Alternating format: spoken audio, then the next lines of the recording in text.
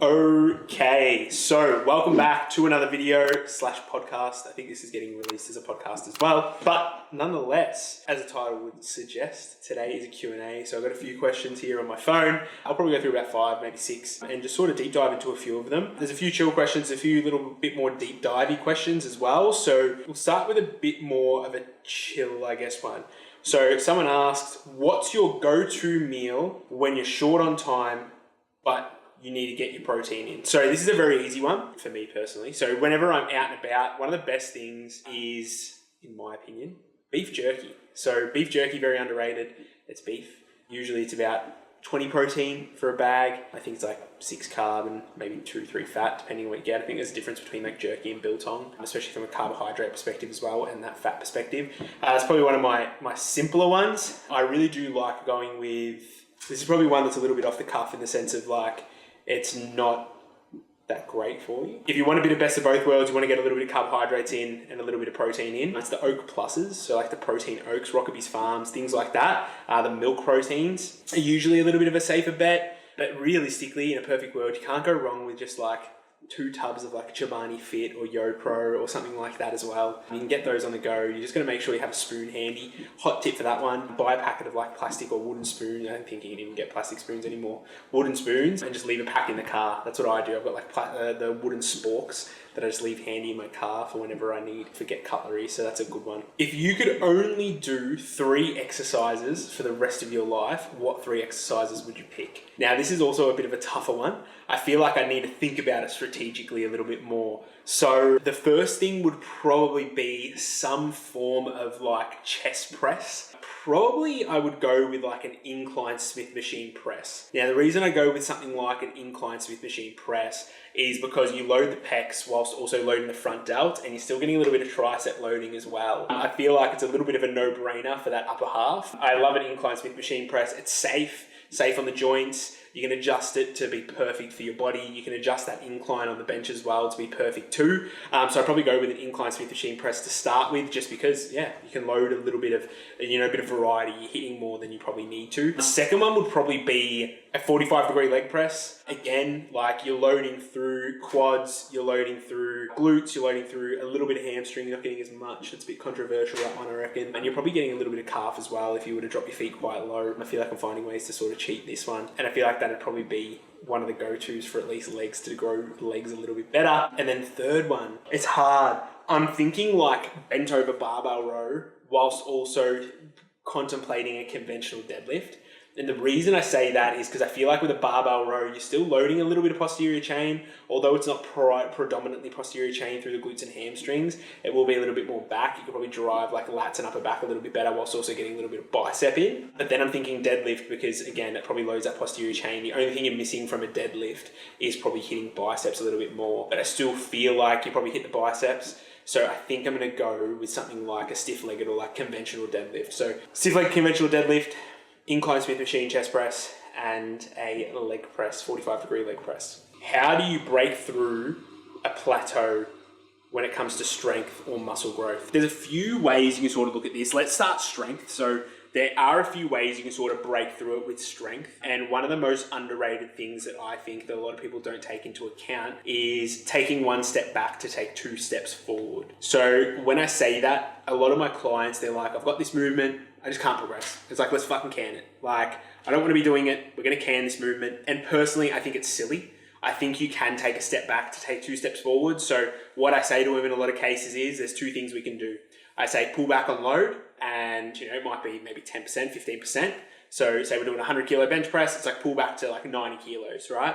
Pull back to 90 kilos. If you're falling in the rep range, perfect. Just push beyond the rep range. Do this for 2-3 weeks before you start progressing again, and then see how we go from there. So then obviously you'll go into that, 2-3 weeks down the path, go back to your original weight, see if you've broken the plateau that way. And another way to sort of look at it is when you pull back, I feel like you can sort of push these rep ranges a little bit more. A lot of clients, I'll have prescribed top set rep ranges, so it might be like a 7 to 8 rep range. Say they're doing 20 kilos and they're like, fuck, I get to 6 reps, I can't break 6 reps. It's like, sweet. So pull back, the weight, again, 10%. And our top set like rep scheme is now going to be our back off rep scheme. So essentially, whatever our back off weight, maybe it's back off set's going to be, maybe it's a 10 to 12. I say just do the back off weight for that top set and push beyond the rep range. Because 9 times out of 10, you'll probably go to that back off weight and you just won't be able to you'll go to the back off weight. And then as you do begin to push through that set, you'll be able to go beyond it. And then the back off set will actually still be a back off set because you've still systemically fatigued yourself to that extent. That's probably the first one when it comes to strength, in my opinion.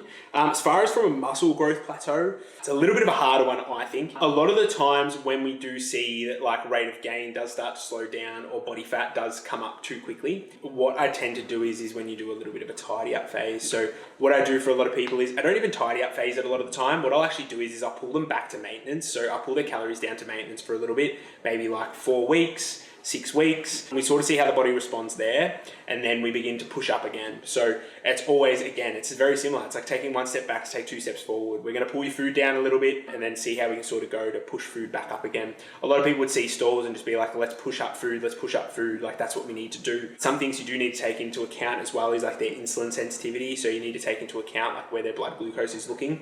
You know, if there's someone that's, you know, blood glucose is sitting really high in a fasted state, then they're probably just not sensitive to carbohydrates anymore, right? So the plan would be we pull back a little bit, give the body a bit of a break, give the pancreas a bit of a break as well. Not to say that the fucking pancreas is going to be absolutely cooked from pushing food up too high, right? Like it's just probably a good idea to pull back. So, you know, I've had a few clients in the past where I'm like, let's start doing blood glucose, and they've taken their blood glucose and it's like, okay, fasted blood sugar sitting at like 6. And it's like, okay, fuck, let's give you a break from pushing this like surplus for a while. And we're giving them a break, giving them about 4-week maintenance, and then we've checked their fasting blood glucose again, and it's come down to like a 5.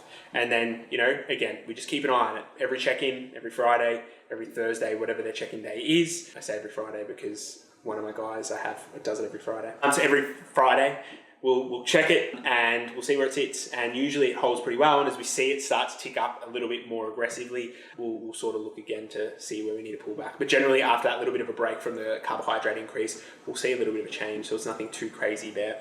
What's one fitness myth that you can't stand? One fitness myth that I can't stand. I don't know, we should have looked at this prior. What's a fitness myth that I can't stand?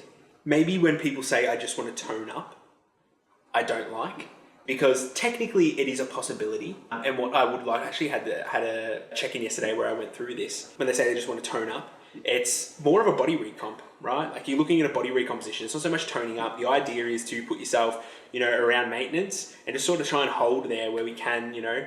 Works better for beginners in most cases, but it just puts you in a position where you can accrue a little bit of muscle tissue whilst also dropping a little bit of body fat at the same time. I think with recomps, the thing is when you do sort of hold that maintenance, they do have to be quite consistent. You know, you can't be deviating from the plan like too many times a week. I feel like you can get away with it maybe once, twice max a week, but anything beyond that, it's like, oh, we're probably not sitting in a recomp range anymore. We're probably pushing closer to a surplus if that is the case. But I think the tone up aspect is probably the one that I don't like. I just don't like the idea of calling it toning up, although when you actually do think about it, it is toning up. Another one is training hard and heavy to get bulky for females. If that was the case, I'd be fucking jacked because it just doesn't work.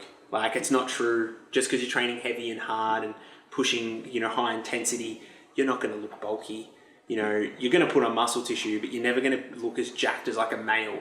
Like, there's no way that's ever going to be the case. And it is something that I feel like people sort of overlook a lot of the time. Yeah, you're not going to get jacked. Like, you're not going to get too bulky again. Like I said just before, it's like, if that was the case, everyone would be jacked. I'd be fucking Ronnie Coleman on the Olympia stage. So, next one is, what's your take on the, like, optimal training, or like, I guess, science-based training? Is it like, you know, focusing on like perfect execution, or just like trying to move as much weight as possible sort of thing? Now, I think there is a happy medium. There is a fucking middle ground. There is a middle ground to, I guess, the science-based lifting and the bro lifting, right?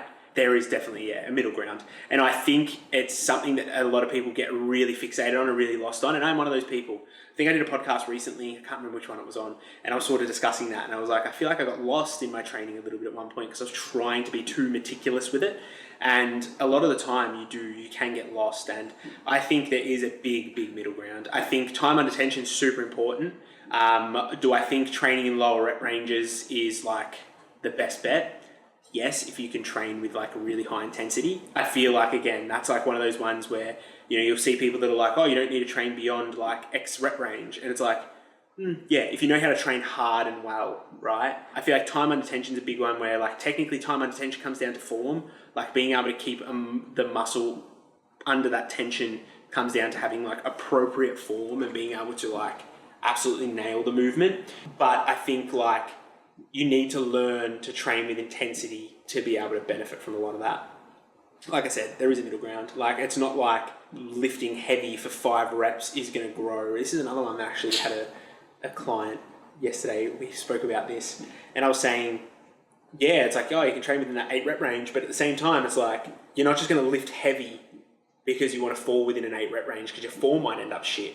But then that's also where that time under tension comes into it, where that's pretty much creating the good form, keeping that time under tension. So there is a good sort of middle spot for it. I train in all rep ranges. A lot of my top sets are, like I said before, like maybe a 6 to 9. And then my back offs are generally like a 10 to 15 potentially, like it might be 10 to 12, 10 to 15, 10 to 14, 12 to 15, like whatever it may be. And then like I have sets where it's like I might have a 15 rep scheme, a 10 rep scheme, and a 6 rep scheme through it. It's like 3 sets total across the board. So I think there's a happy medium. Neither or is better than the other. And I think the most important thing is just enjoying training. Don't train for what is supposedly the best.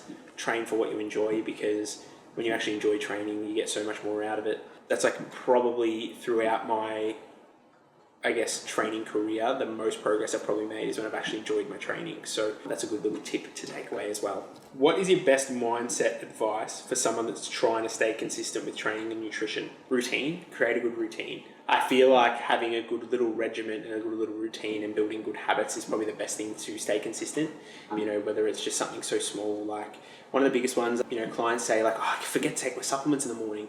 And it's like, that clearly shows that you probably don't have a good morning routine. Like I always remember to take my supplements. And the thing is, like, I remember to take those morning supps because I put them in a place that I'll remember to take them. So my morning supplements are with my protein powder. So generally first meal of the day is a smoothie, right? Like I'll make a smoothie for the first meal of the day, and like 9 times out of 10, I grab my protein powder and I'm like, oh, my supplements. So I grab them. Another big one that I say to a lot of people is put it next to like your coffee machine, your kettle, whatever, because most people do have a coffee or a tea or something like that in the morning. So that'll be something that you do to sort of grab them, but that's a little bit off topic. I just think it's just creating a routine. That's the best thing you can do for a mindset shift. Once you have that routine is, trying to, do the same thing in the morning, wake up at the same time, go to bed at the same time, try to train at the same time, or at least within a training window. You might train after work. One of the biggest things that I find people struggle with is they go straight home from work. Don't do that. Just go straight to the gym, pack a bag, get there, because as soon as you sit down at home, you can't be fucked in. You don't want to go. So that's something that I probably say to a lot of people to try and avoid. But yeah, I think it's the best thing you can do. Like the routine, the habits, it's going to be the best thing for you. Having a little bit more structure, I guess, to your day-to-day life is going to be a big one.